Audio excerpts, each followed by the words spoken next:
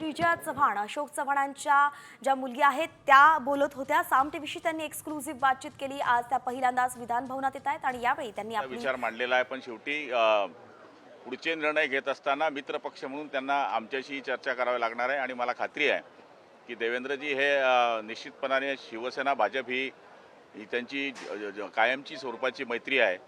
त्या मैत्रीला विचारल्याशिवाय पुढचे निर्णय ते घेणार नाही। त्यामुळे जर दोघांना पोषक वाटत असेल तर दोघंजण त्या गोष्टीचा निर्णय घेतील, आदरणीय शिंदे साहेब आणि देवेंद्रजी। सर, विधानसभा अध्यक्षाची निवड देखील या पूर्णवेळ विधानसभा अध्यक्षांची निवड या अधिवेशनामध्ये केली जाणार आहे। आपल्याकडे पूर्ण बहुमत आहे।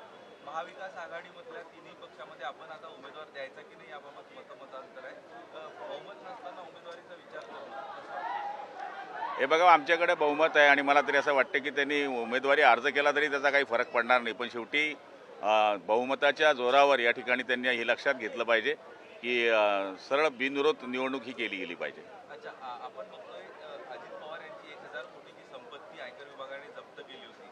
मात्र उपमुख्यमंत्री पदाचा शपथविधी घेताच त्यांची संपत्ती जी आहे ती दिल्ली येथील लवादाने बेकायदेशीर जप्ती ठरवली आहे आणि सगळं ते रिलीज करायला सांगितलं आहे। काहीतरी राजकीय घडामोडी आहे यामागे असं वाटतंय का? नाही, हा कोर्टामधला आणि लवादामध्ये चाललेला विषय असल्यामुळे योगायोगाने हाडायचं बसणं आणि डंगीचं मुळणं ही ग्रामीण भागामध्ये जी म्हण आहे तसाच हा प्रकार झालेला आहे।